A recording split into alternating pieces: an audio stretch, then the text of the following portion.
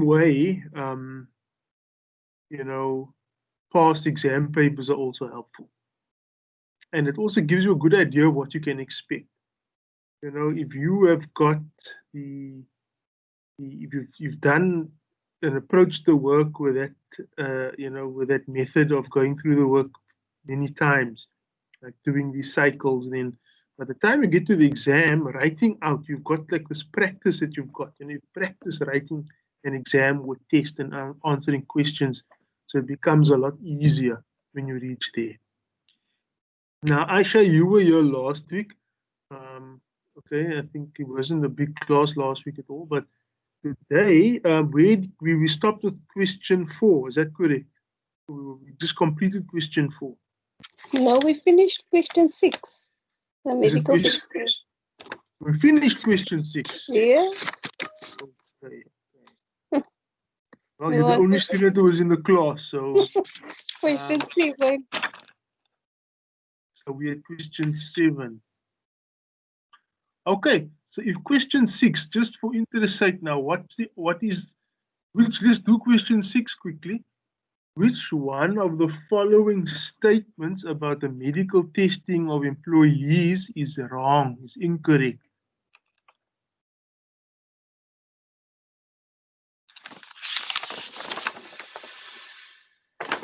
Number 4. So basically what we're saying here is under what area what material are we looking at here when we look at this question? Under what section and what chapters and what subject is this? This is under the Basic Conditions of Employment Act?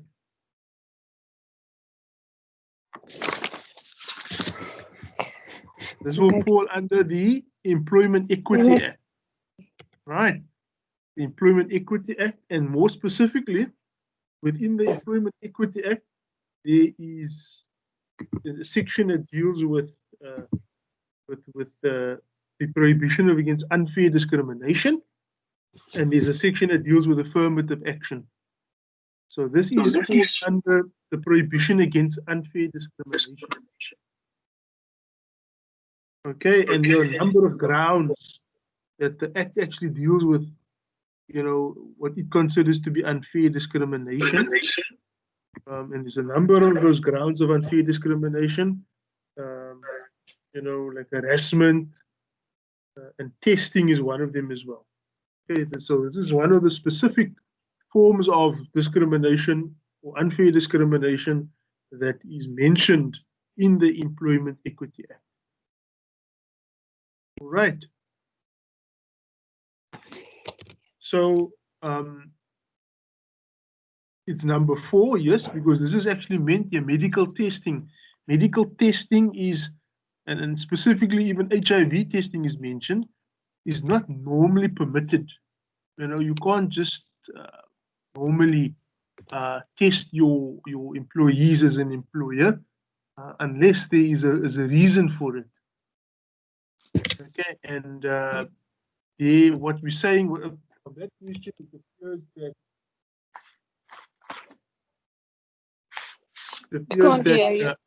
you can't hear me. No, we couldn't hear you for a second there, but it's fine. You can go on. Can you hear me now? Okay. So this is, if you say it's number 4, 1, 2, and 3 are like the grounds that one can discriminate fairly. You know, this kind of discrimination would be allowed under certain conditions. Medical testing would be permitted when it's, you know, for the fair distribution of an employee benefit, or it's an inherent requirement of the job. Okay, now those of you who already started reading the Employment Equity Act would have realized that, you know, this discrimination is almost like you have to do it. You know, it's in some cases it is what we call, you know, you have to differentiate rather than to discriminate between people. Right? Not everybody can be given equal treatment in all circumstances. right? It may be your right to drive a car or your right to become a bus driver. But when I put out a job, when I put out an advert for a job, I want, I'm saying I'm not discriminating against anybody, but what happens if an applicant is blind, can't see? Then what is my excuse to that? I'm discriminating against blind people. Would that be a fair statement? No, because it's an inherent requirement. The job requires you to be to have sight and to have good eyesight, in fact, to be able to do it, and therefore you have to differentiate. You're going to have to, in some way, be clear that I have to only be able to hire people that are seeing for this position. Right. Okay. So number 4 is you can't do testing retrenchment purposes. Okay, there's other things that we come to that question of retrenchments. So bear in mind, we're in the Employment Equity Act here on this question. Employment Equity Act, you must understand what it was there for. But the Act deals with 2 areas, as I mentioned: prohibition against unfair discrimination and also affirmative action rules. And we'll come to affirmative action rules in a moment. And I think it will come up later on in other questions. Are there any other questions regarding this point? Is it clear to everybody?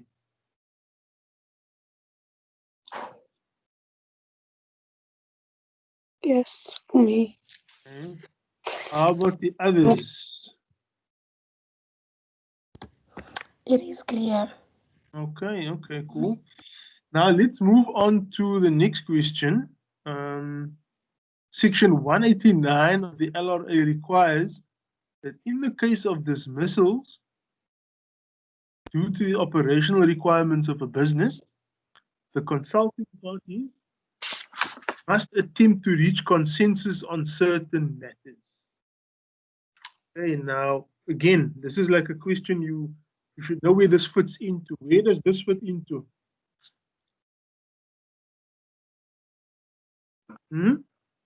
We're talking about the broad subject of dismissals, about dismissals generally, right?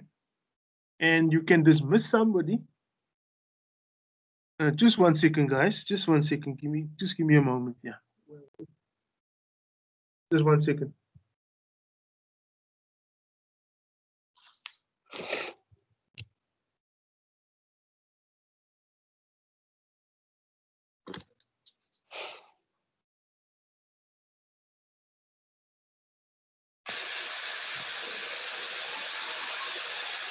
Okay. So let's go back to our question. Yeah. Sorry about that. So we're talking about dismissals in general, right? And dismissals is basically, termination, right? Remember the contract of employment is basically a contract, and a contract can be terminated. It can come to an end in a number of ways, right? You can cancel a contract. How do you, if you bought a house, can you cancel that contract? If you purchased a house from somebody? Under certain circumstances, you can. And in under certain circumstances, you can't. It will be very difficult. You can cancel, but there's definitely going to be,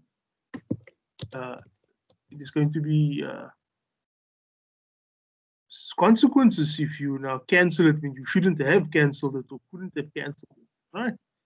You have a gym contract or a cell phone contract for 2 years, and you're supposed to pay a certain amount of money for those 2 years, and after like 6 months you want to cancel. Will they allow it? That's again subject to the law of sale and the laws of credit.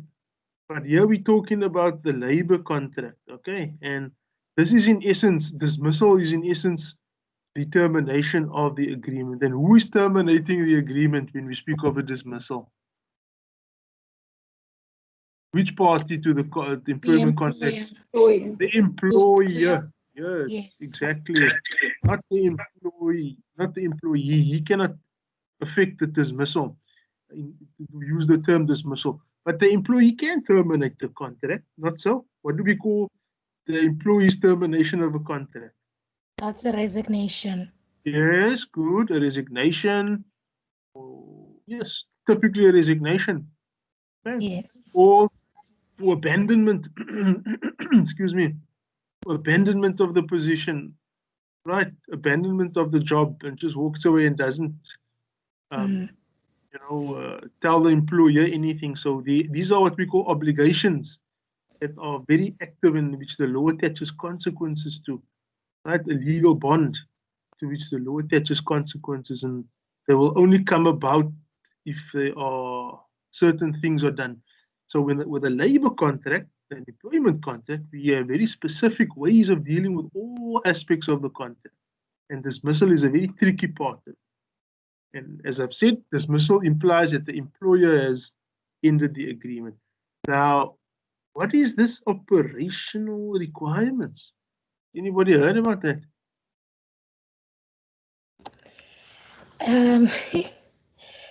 I think that's where, as an employer, there's like a criteria which you need to follow in order to justify dismissing a person.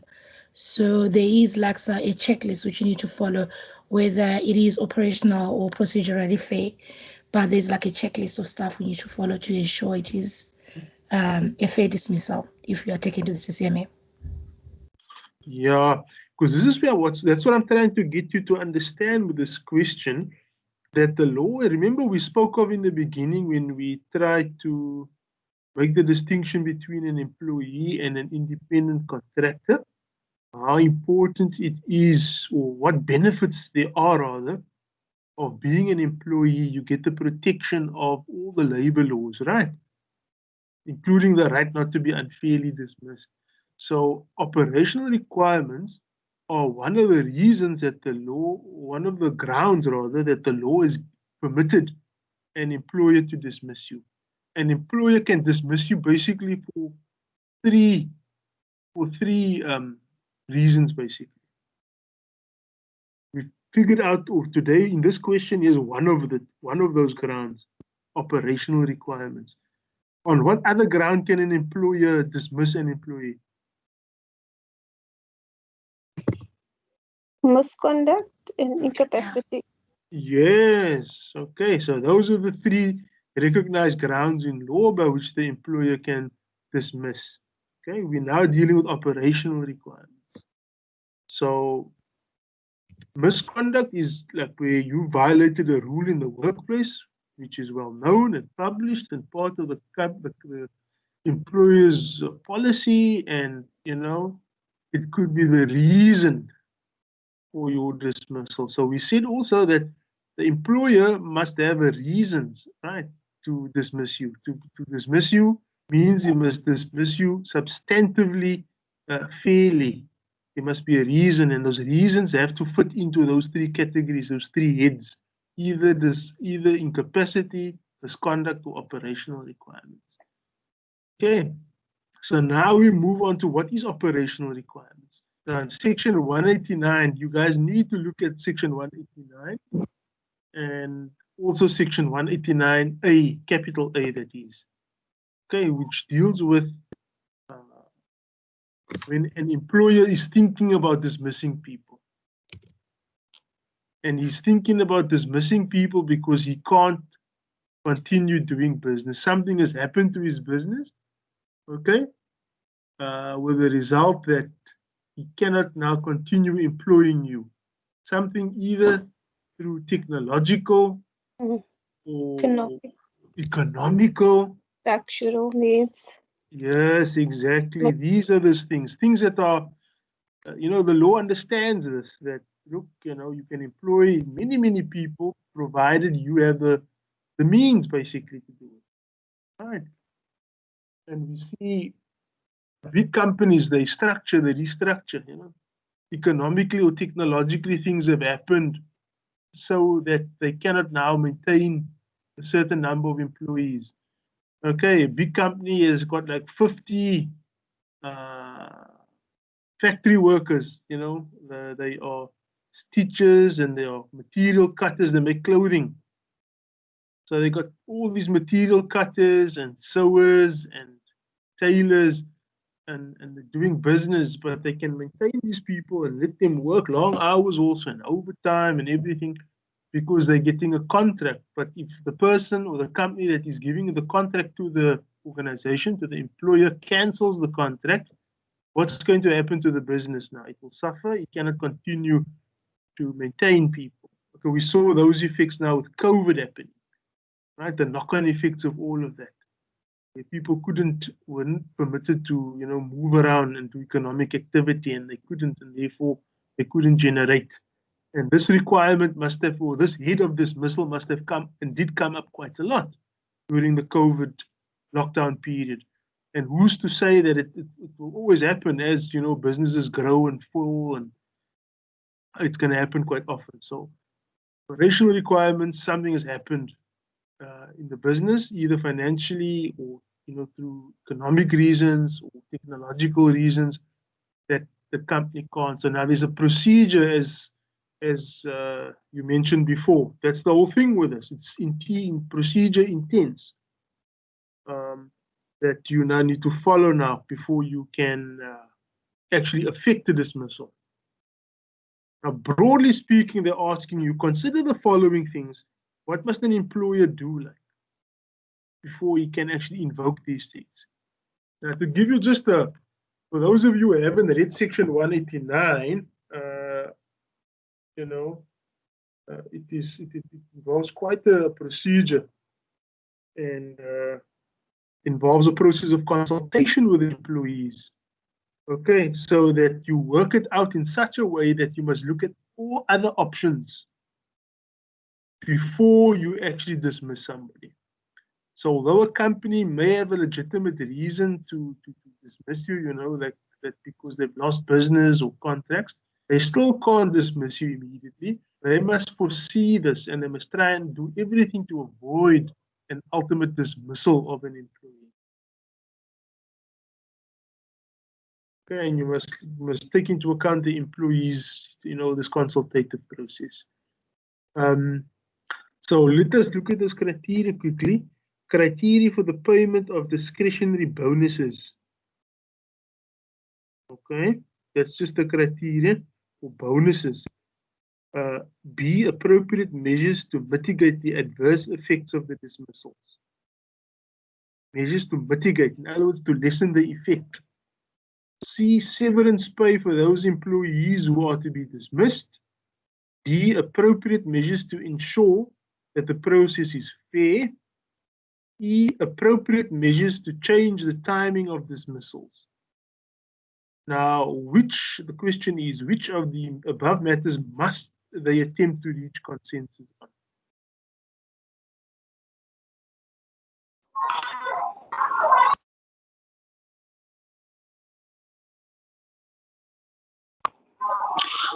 The answer, I think, will be number 1, which is B, C, and E. B, C, and E. Let's just get there quickly, guys.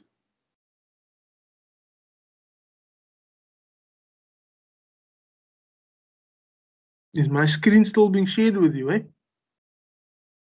You still see that? You still see the question paper? Okay, good. You believe B, C, and E are appropriate measures to mitigate the adverse effects of the dismissal? Yes, I'd agree with B, because this is exactly what you need to do. Give me just one example of what an employer could do to mitigate. You know, mitigate means to lessen the adverse effects of the dismissals. What could an employer do?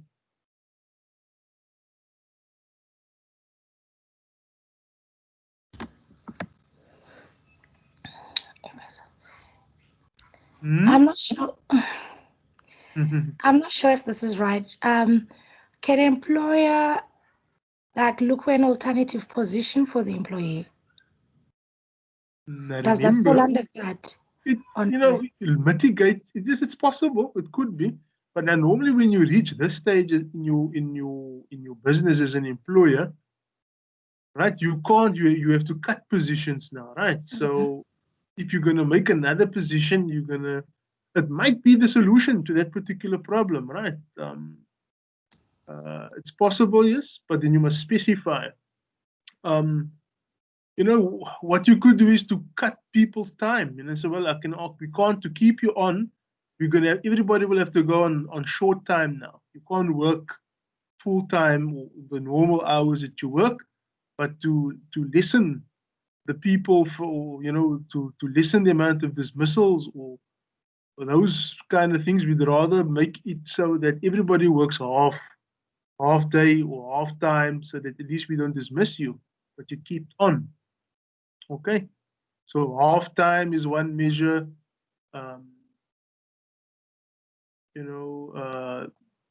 You can decrease pay, possibly could take a pay cut, amongst workers.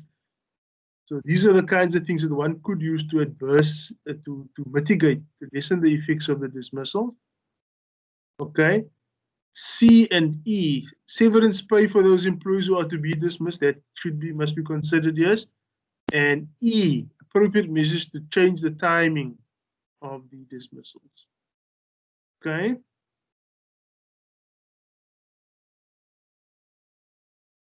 Anybody, any comments? This is actually regulated, yes.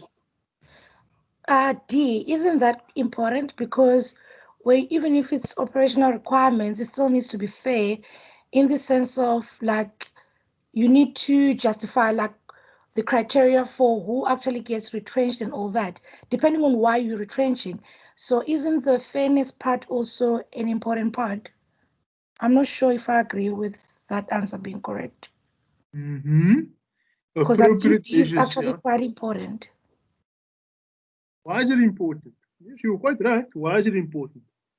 Okay, just something that I read. Like, what I've seen is, with most cases, I'll just give an example, the CCMA, you need to explain how you selected who needs to be retrenched. So now, if it's a fair process, then you need to say, okay, under what grounds? Is it a FIFO? Is it based on work performance? You need to justify why people are being retrenched.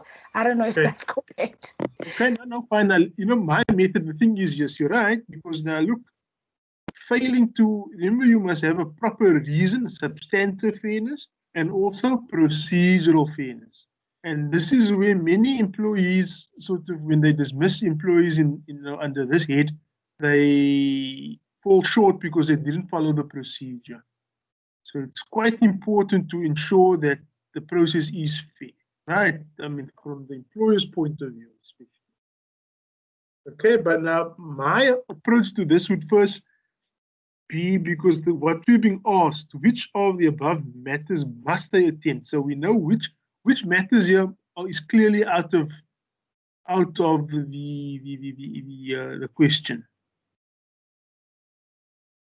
Like, it won't fit here at all from A to E, which is completely, like, not part of the whole thing. That's A. A, right. So A appears in number 2 and nowhere else. So we know number 2 is completely out of it. Then we see what other measures. Do we agree that C is important and E is important?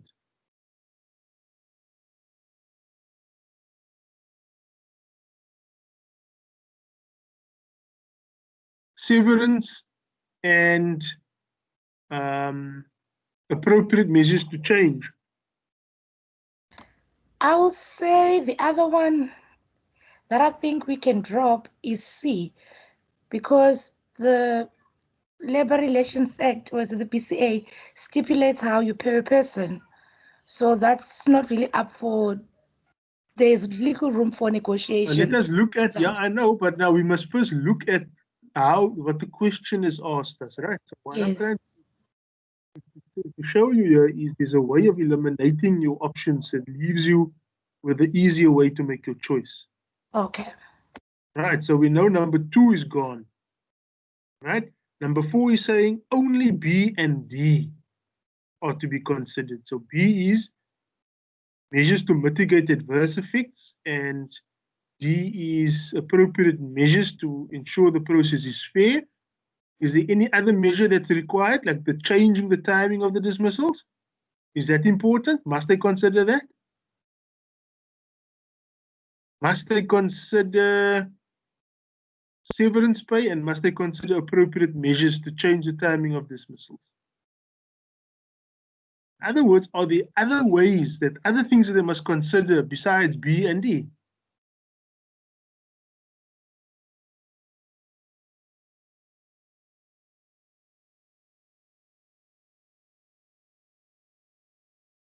This is the question. So B and D are not the only criteria that they must get consent to. You with me? We know that number 2 won't work, and therefore number 4 won't work either, because it's asking you only to consider B and D. And we've said now that there are other things that you must also consider. E and C are also important. Okay. But now the question is what they must consider. So who thinks that it should be number 4? Is number 4 correct? Who agrees that number 4 is correct?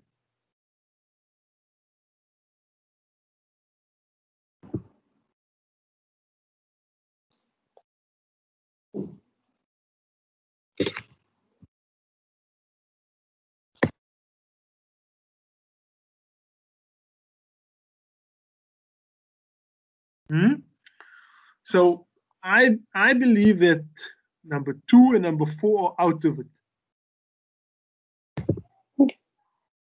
Right? Because there's more. If you only consider B and D, we are cut between C and E now. Okay, so that leaves us either with number 1 and number 3.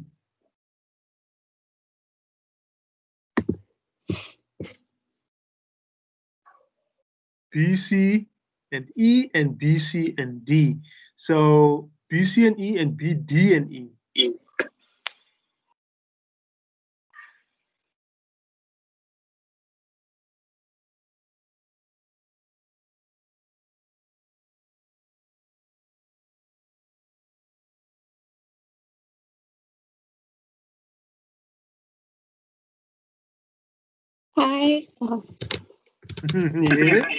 I will go with number 1, because I think that all the requirements that they need to agree on in order to reach an agreement will speak to the fairness, I think. And they have to, the B, what's the number now? B, C, and E is one of the requirements that they mention in the 6 the reasons for consensus that they need to agree on. The 6 matters that they need to agree on. So I'm with number 1. So the answer to this is in section 189, subsection 2. Okay. Okay. Tell you, and I can agree with you there as well, that fairness is already implied. The fact it doesn't say fair, because failure to adhere to this procedure, the procedure to follow is already here in section 189.2. Right. Failure to comply with that would automatically mean that it's a substantive or not substantive, but procedurally fair, unfair dismissal if the employer doesn't follow that. And so there must be consensus reached on those items. If they're not, then it is considered to be unfair. Any mistake that the employer makes there will result in a procedurally unfair dismissal. Okay. But failing to consult on all those issues would mean that a person could raise this point at the CCMA, and the employer will be forced now to look at that procedure again now, and come to an agreement with the employees. Okay, so I believe there is, weight to that argument that it doesn't, the fairness is already implied.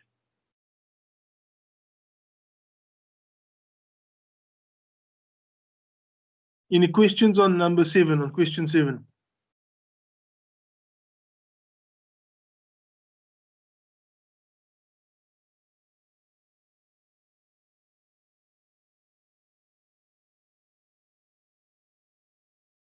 No?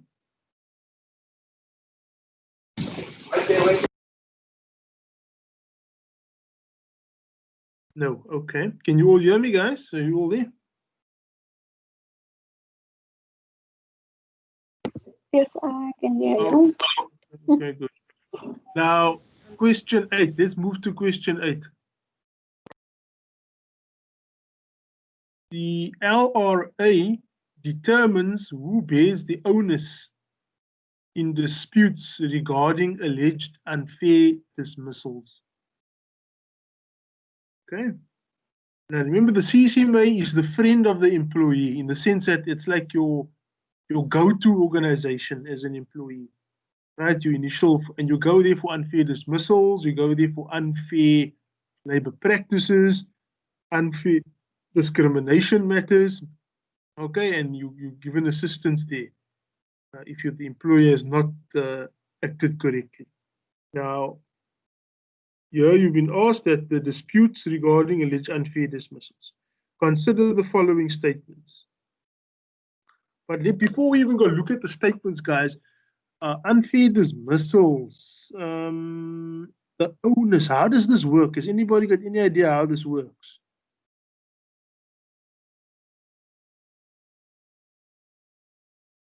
It's true that the LRA determines who bears the onus in disputes. Now, what is this bearing onus? Bearing onus of what?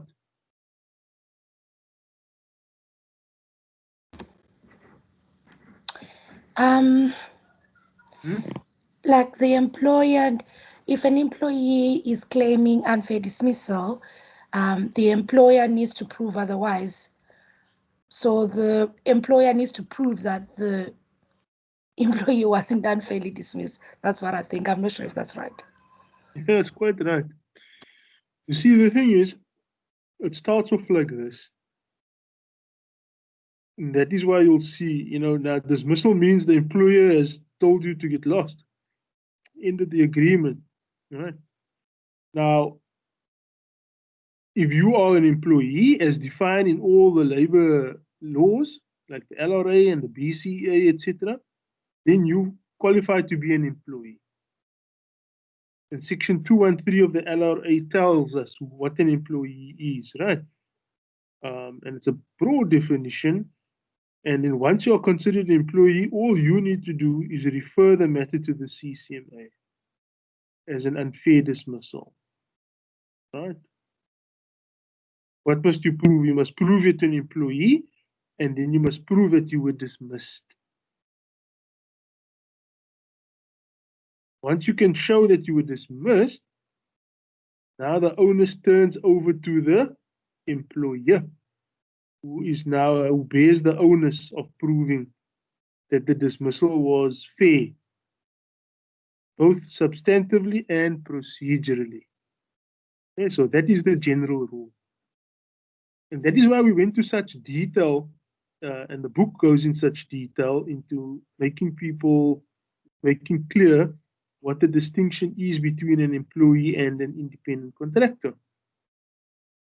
Because if you cannot prove that you're an employee, number one, right, what difficulty are you going to have when you take the matter to the CCMA now?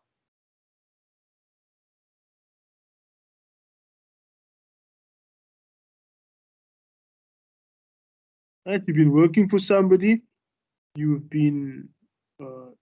got this contract, but the contract says you are an independent contractor. You go to the CCMA, the first question they ask you, are you an employee? If you say no, what's going to happen? CCMA is going to tell you, sorry, we can't assist you. you are an independent contractor. Right? But remember, the rules about that are very clear now, and they've changed, but they make it clear that if you're an employee, who is an employee? An employee is somebody, and there's this presumption of employment. It says that despite the fact that you may have signed an agreement that calls you an independent contractor, but if one of the following things are there in your contract, then it is assumed that you are an employee. So you don't have to go prove it. The employer will have to prove that you are not an employee. So see how that onus has changed. Okay. So once it's proved that you're an employee and that you were dismissed, number two, because the other part is this now. You go to the CCMA, you prove you're an employee, and then they ask you, okay, you're here for a wrongful, an unlawful, an unfair dismissal. You say yes. So did they dismiss you? No, I wasn't dismissed. I left the work. I resigned. Will the CCMA be able to help you with an unfair dismissal referral there in such a case?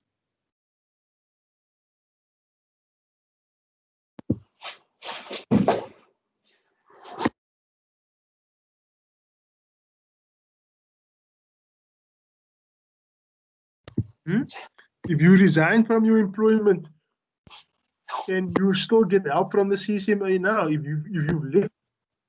And then you turn around and you say, well, you know what, I was dismissed by this company. Would that what would happen in such a case?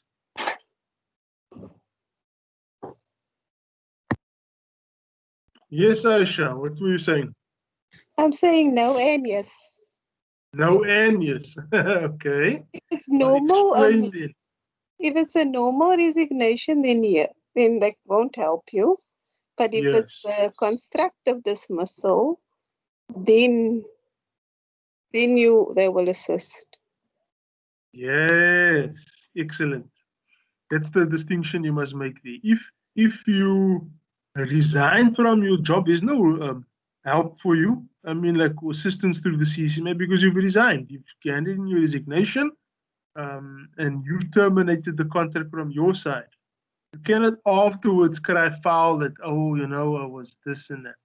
So generally, if you can't do that, if you do it that way, then they won't be able to help you. But however, if you resign because the employer made further work or further employment intolerable for you, and you resign because they just made it impossible so hard that you couldn't keep up or had to put up with something so badly, then you could say, look, this is not I didn't actually resign because I wanted to. I resigned because I was forced to. And that in itself is also considered an unfair dismissal, known as a constructive dismissal. Someone's hand is up. Aisha, yes. No, that's a mistake, sorry. Yeah, just take the hand down, yeah? Okay. Now, bearing all those things in mind, consider the following. The employer must prove that the dismissal was not unfair. The employee must prove that he was dismissed. The employer must establish that dismissal occurred.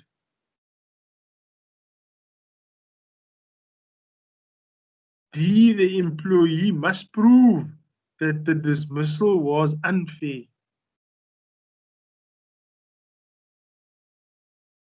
And E, the employer must establish that dismissal occurred and prove that it was fair. So now they're testing you here very nicely to show, to see if you understand where the onuses are and how they changed. So what do you guys say? Let me hear from you. What do you think is the right combination of answers here? Again, use the same technique. You remove what is completely wrong. So let us, before we go look at the answer, let us first look at A to E and see what is completely wrong. Because they ask us now which is correct. So we find out what is wrong. Which of these statements are wrong? A, B, C, D, and E.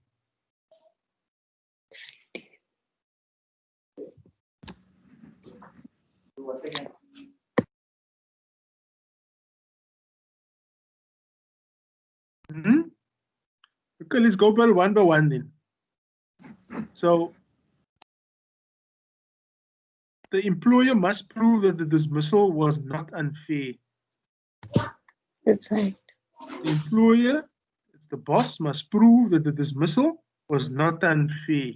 Right? He got the duty to prove that's true, because he must prove that that it was fair, right? Substantively and procedurally fair. So he must prove that he was not unfair. The employee must prove that he was dismissed. Yes. Right? Is that true or false? True. True. That is the first thing you must. Second thing you must prove. What is the first thing you must prove? That he was an employee. That he is an employee. C, the employer must establish that dismissal occurred. False. False, because we just said now that's the employee must do it. So this is wrong. The employee must prove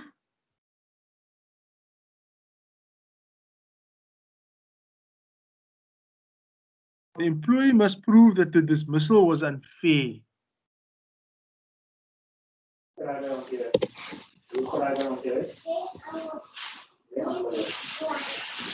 False.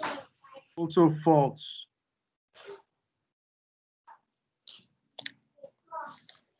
Okay, the employer must establish that dismissal occurred and prove that it was fair. Also false. Partly false. Right. So you can see from that now, we use that logic now. Why does this thing not want to go away? Okay. Now it makes it a lot easier, isn't it? Which number is it? That's simple. No. Number one. Number one. It's quite easy from there. Now, question 9. Which one of the following statements regarding constructive dismissal is incorrect? Now, we just explained what constructive dismissal is. It's where the employer has made continued employment intolerable for the employee. The employer did that.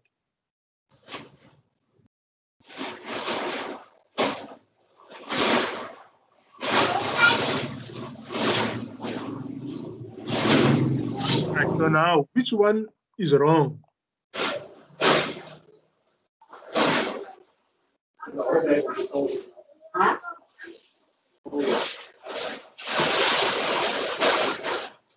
Constructive dismissal occurs when the employee's conduct caused the employee to resign. It's partly right. Right? No, it's not worded exactly as it is in section 186, 1E, of the LRA. Section 186 tells us what dismissal means. But this, in some way, is partly true. Constructive dismissal occurs when the employer has made continued employment intolerable for the employee. It's actually the more accurate definition. All constructive dismissals are unfair.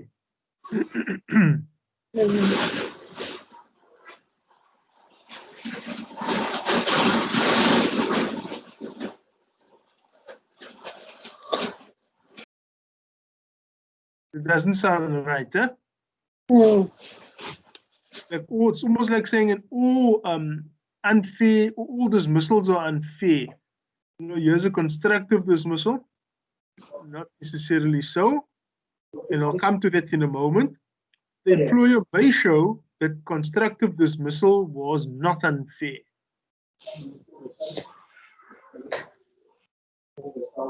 Yes. Partly true also. Because now, just think of it now. Here's a question for you guys.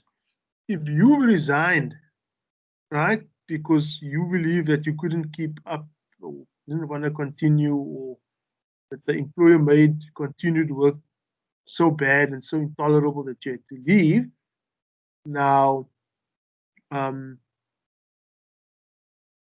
you come to the CCMA now and you refer it, then who's going to have to prove what now?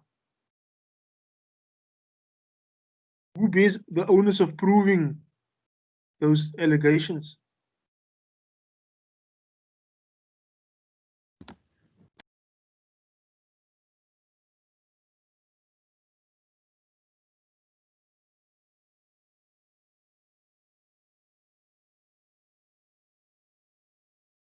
Important, guys, because now the normal dismissal, unfair dismissal, we said the employee must show that he's an employee and he must show that he was dismissed. Then the employer must now show, okay, the employer must now lead evidence first to show that the dismissal was fair, both procedurally and substantively. Okay? The court, the arbitrator will decide. In a constructive dismissal matter, you resigned, you were not dismissed, you resigned. You now refer it to the CCMA and you said that the employer has made continued employment intolerable for you. Who must prove that? The employee. The employee, correct.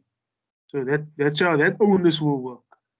It's no longer the employer's job, it's your job because you left. So you must now show the arbitrator that, look, this, why I left was because of the following. You're going to have to prove that, what the employer did, number one, and show what the employer did was, objectively unfair. We discussed this last week. So what could be unfair or intolerable, rather, what could be considered intolerable for one person is not necessarily intolerable for another. Okay, so that's the question of how far you must go with proving that.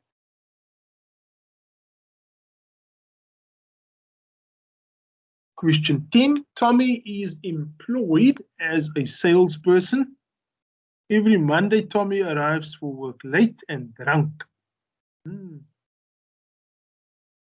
Every Monday only. His employer has been monitoring him and can no longer tolerate Tommy's conduct. The employer decides to dismiss Tommy. If Tommy worked for you, would you dismiss him as well?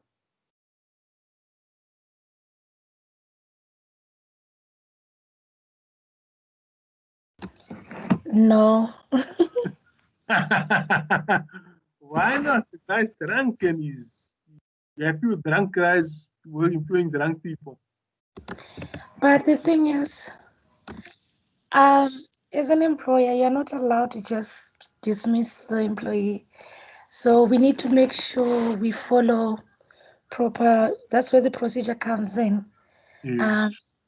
That proper steps are followed to try and address whatever misconduct occurred.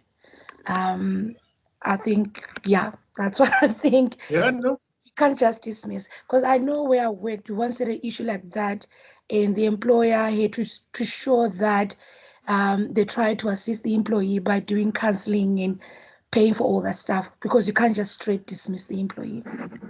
Yes, exactly. Exactly. That some people tend to think that is it, if you are drunk at work and, now we're coming out to another, what is this an example of? Remember, this is like an example of misconduct. Remember the three heads that you can dismiss.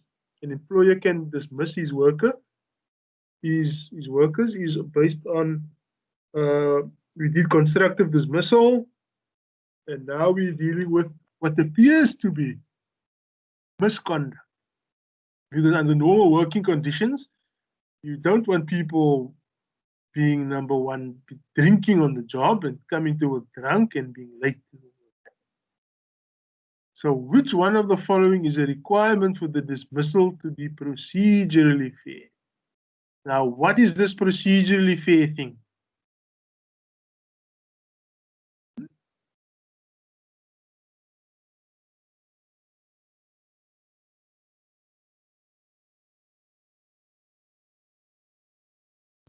What does it mean to be substantive fairness? Means that there must be a valid reason, but procedurally fair means what?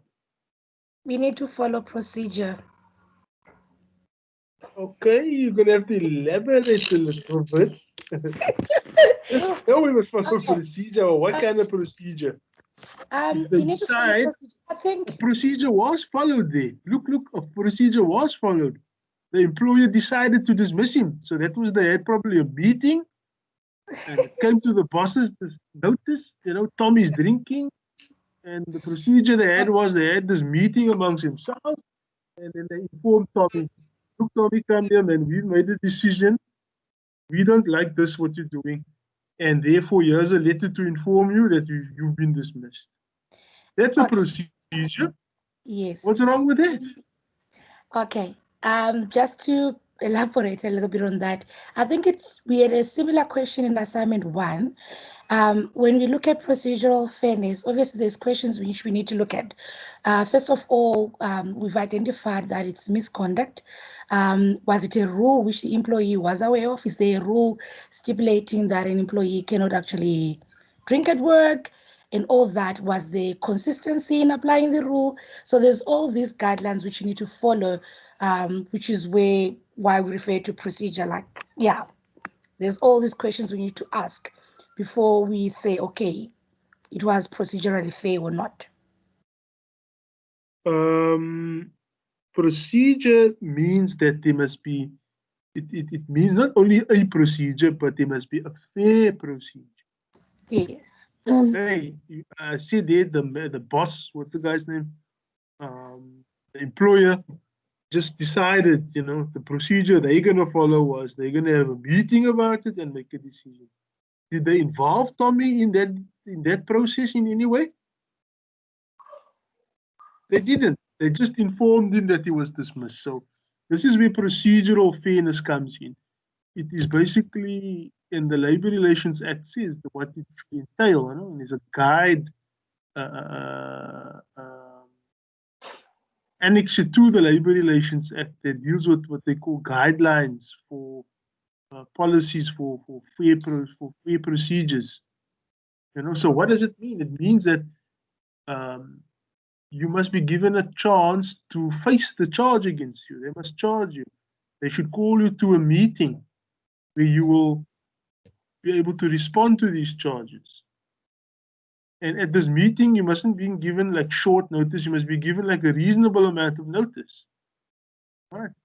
In effect, the employer must have a policy in place, a disciplinary policy, which sets out all the rules now that once you are going to be charged, when can you be charged, and the way that you can be charged, and your rights when you are charged. So there should be a notice that is given to you to appear at a disciplinary meeting, and you should be told about what the charges are, and that there is evidence that you can also lead there at the hearing. You must be able to be given the chance to not only answer them, but to challenge the evidence and also to bring evidence of your own. Okay, and that it must be fairly heard and fairly considered. And if there's a policy in place, then the employer must follow the policy, not rather what the employer feels personally on the matter.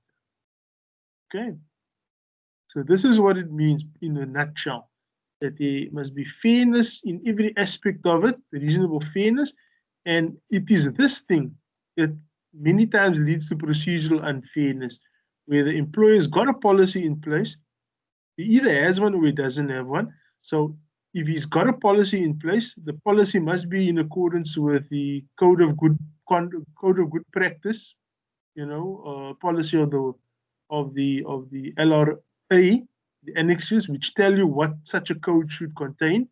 So if the employer has such a code, it is obliged to follow that policy very strictly in the interest of fairness to everybody and consistency. So failure to comply with their own policy would be considered to be procedural unfairness. That is the first case where they have a policy.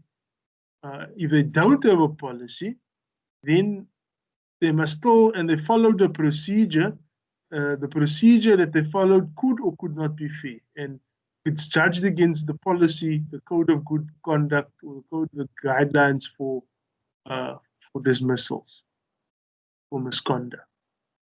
Okay, so it's quite intense, and there's books written on what is fairness in procedure in dismissal, and the reported cases of arbitrators and even the labor court on what is considered to be fair. You read out the general rule for misconduct there, like when you decide to employ sometimes it's not clear also, and then you must consider a number of things like, is there such a rule? Are the parties aware of the rule? Is the rule necessary and fair? And sometimes a person may feel that, the reason for the dismissal, but that's not procedural fairness, that's substantive fairness. The reason, okay? For example, you should have certain, one of the ways that we adopt, we look at discipline in the workplace is that we look at it from a point of view of progressive discipline. Right? They're not there employers can't be there simply to punish you and they get rid of you, although sometimes that's what they actually want. But they can't really, you should dismiss or not dismiss, you should discipline. The law realizes that it is necessary to discipline workers, but you must do so in a gradual manner with correction in mind. Okay? Because jobs are valuable, and to lose your job, it's a big thing, but big repercussions, and it must be something as a last resort, really, depending on the nature of the offense. Okay, so considering all those brief statements now, which I hope you guys, if there's further questions, you're welcome to ask. We have been asked now which one of the following is a requirement for the dismissal to be procedurally fair. For this case of Tommy, the employer must prove, number one, the employer must prove that the employee contravened a reasonable employment rule.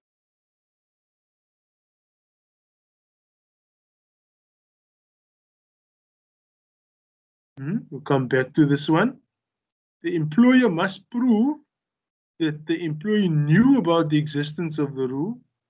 3, the employer must ensure that the sanction of dismissal is applied consistently.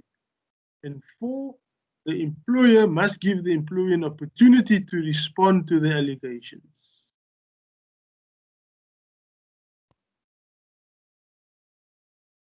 Procedurally fair. I'm going with number 4. Right. Considering all the comments we made, yeah. Anybody have anything else to say? That's your view, but what does anybody else? Do you agree with that? Lizzie and Jillian, do you agree with that? Yes, I do. Number 4. Number 4, it's procedural fairness. Yeah. Okay.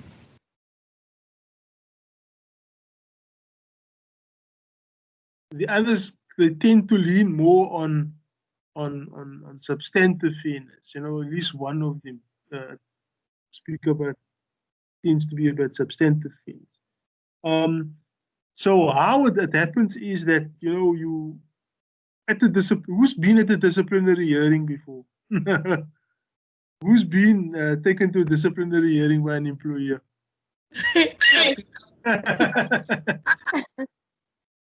And you survived to tell the tale. Good. Yes, I did. Now, the thing is the law. That is why you want to be an employee, because you get that protection, right? They can't do what they do there. Is such a delicate process, because what they do wrong, they will have consequences. You can go to the CCMA, and if it's found that you didn't follow a proper procedure or you dismissed the person, something that was not really, you know, dismissible, that at arbitration, at the CCMA, or at the bargaining council, you could even be reinstated again. Yeah? Or if you didn't want to go, you don't want to go work back there, you can be compensated for some salary. So it's a delicate process, the disciplinary hearing, right? Where you hear this evidence, you must listen to it, you can respond to it, you can challenge it. The employer must prove that you are guilty of those charges on a balance of probabilities. It's not a criminal trial, but it's a civil matter, it's a disciplinary hearing, and it must be done properly. And you know, if they didn't follow the proper procedures there, then you can take that to the you know, CCMA and ask the CCMA to rehear the thing, basically. Right? In the process, the employer must show, look, we did it all right, and now they'll try and do it in front of the CCMA again. Right? Any questions on that?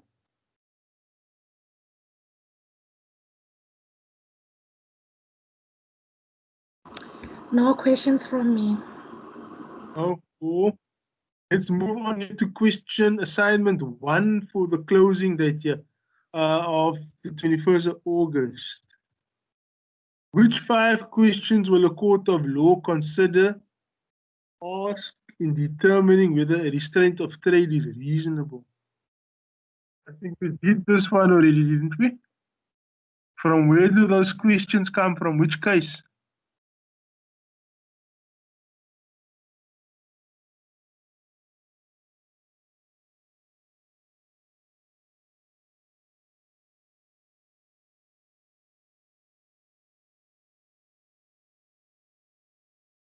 Son versus Cholwan, remember?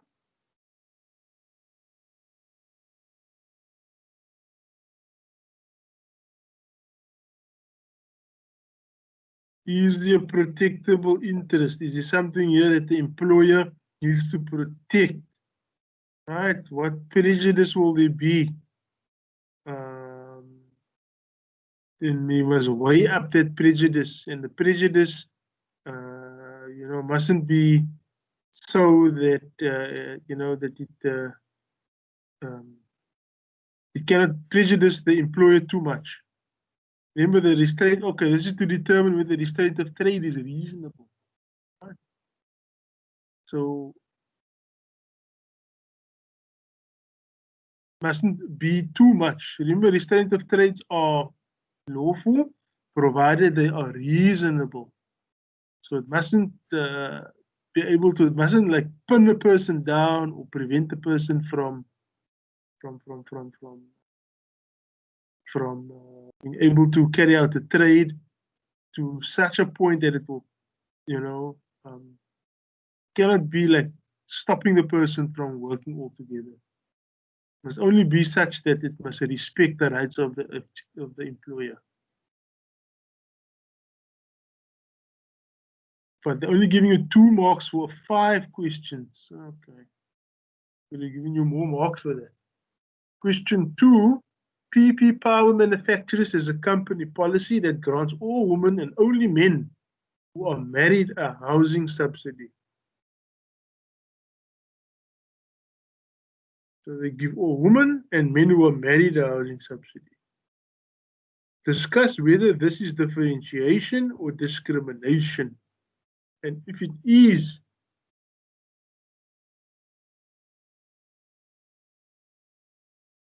discrimination, whether it is direct or indirect, and the grounds on which it is based.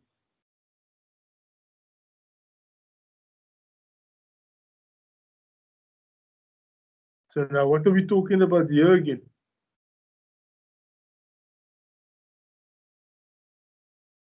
Talking about the Employment Equity Act once again. So what is on the face of it, it seems to favor women. And will only, you know, so this is the thing. Discuss whether this is differentiation or discrimination.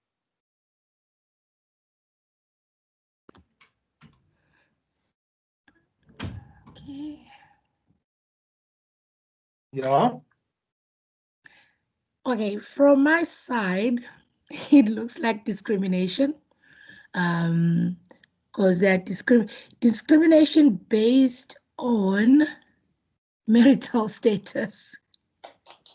Yeah, but who's it discriminating against?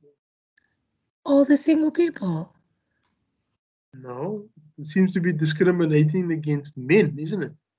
Oh yes, single men. Because it's saying here that women will get this, right? Regardless, all women, but men will only get it if they are married.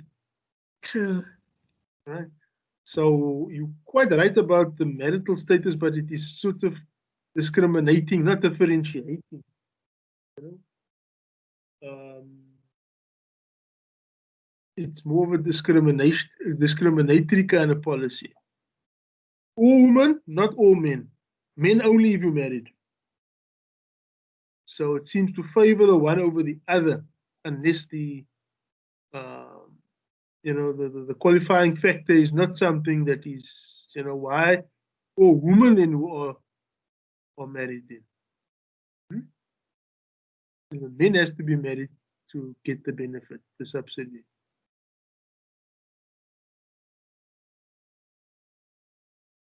So discuss whether this is differentiation or discrimination.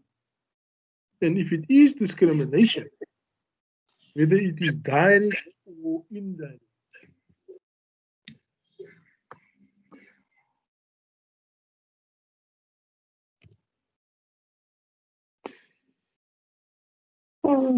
I agree with Lizzie.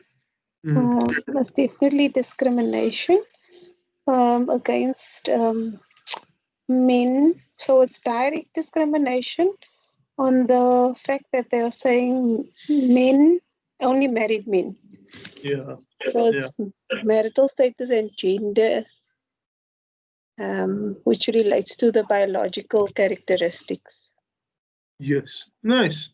So now, what is the difference between direct and indirect discrimination? Difference between. Just get. Because here, this is direct discrimination. Right? Direct see is. how No. they're not hiding this fact, right?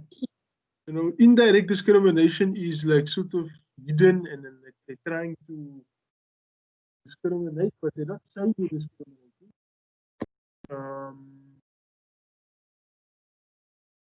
And they don't use certain things and words to show that, but they are doing the discrimination indirectly. So here, in some ways, it's both direct and indirect.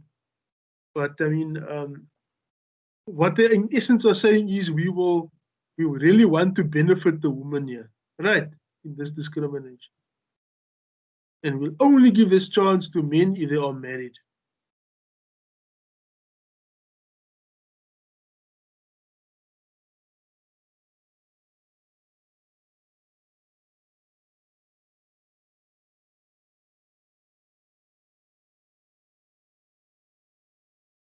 So what makes discrimination fair?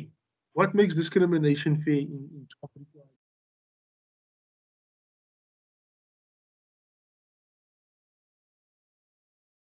12?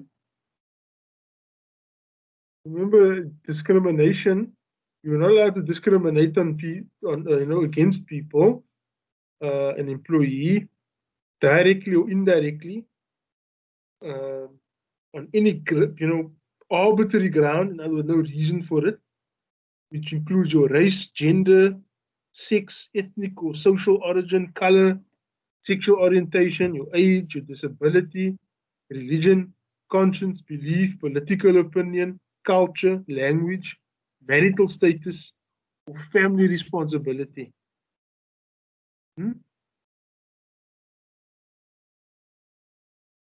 So that's actually listed in section 187 of the LRA, section 187, subsection 1, subsection F. That tells you what's unfair discrimination now. Okay?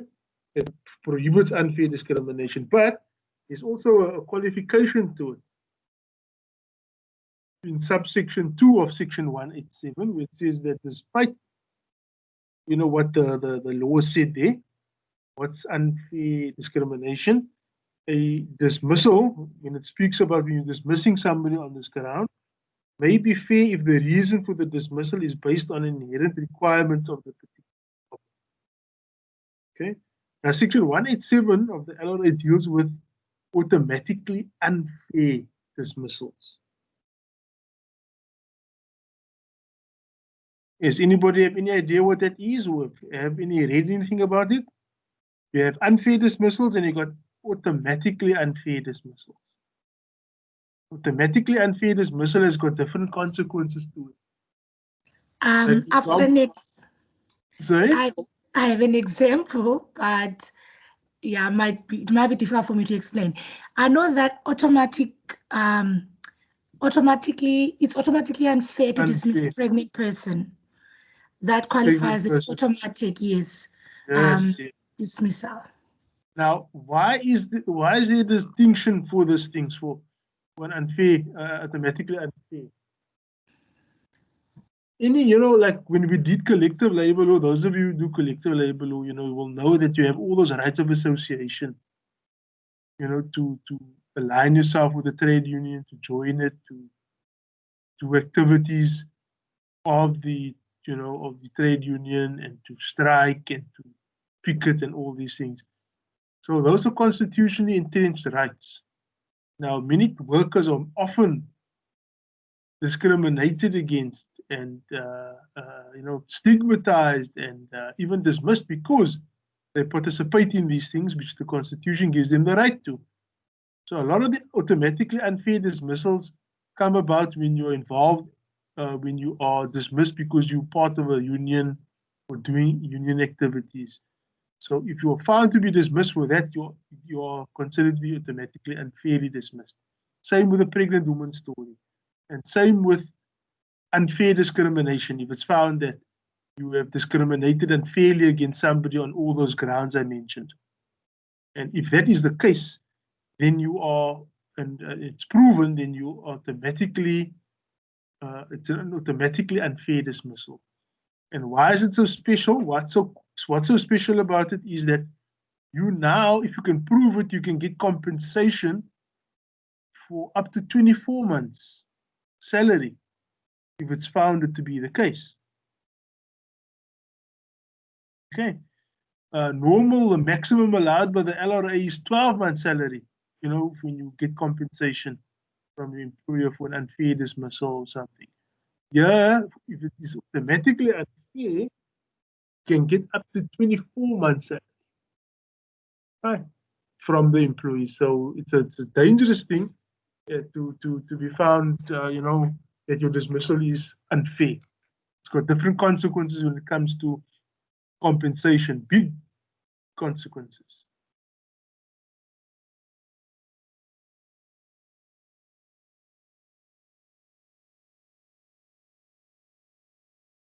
So this, I think you guys have answered this question.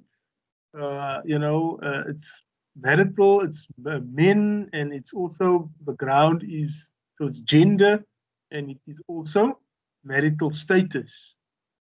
Right.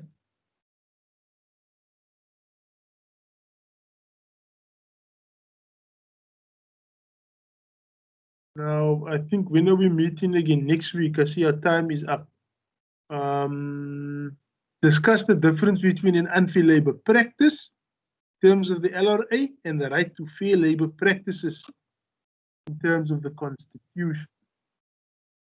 Okay, we're going to come to that in the next round, okay? And we'll also try and go through, is there any other area that we would like for me to look at? We'll try and finish the rest of this question 3 and 4. Or I see there's more things over here as well. And there's another assignment. Okay. Any questions before we close, guys? We have to close. It's now 7 o'clock. That's our time. We'll continue next week with that. Are we cool? Is your work going well? Are you using the method that I've suggested, going through the work from beginning to end as many times as you can, rather than staying too focused on one area? Yes, it's working. Yes. And is it actually helping you guys? It is. Fantastic. That's good to hear. Okay, so I'll see you. Who does 2602? LLW2602. Jillian, you, okay, Jillian. So then I'll see you tomorrow, Jillian, or what? Yes, definitely. Okay, cool. All right. Okay then. Thanks for that. Keep at it. And this is how we keep our mind sharp, you see. Revising, going over the questions, explaining the questions, a bit of understanding as you go on. But then you don't stop, you just continue and you continue, you go over and over and over. All right. See you then next time, guys. Have a good evening, eh? Joe. Thank you. Okay. Bye. Bye.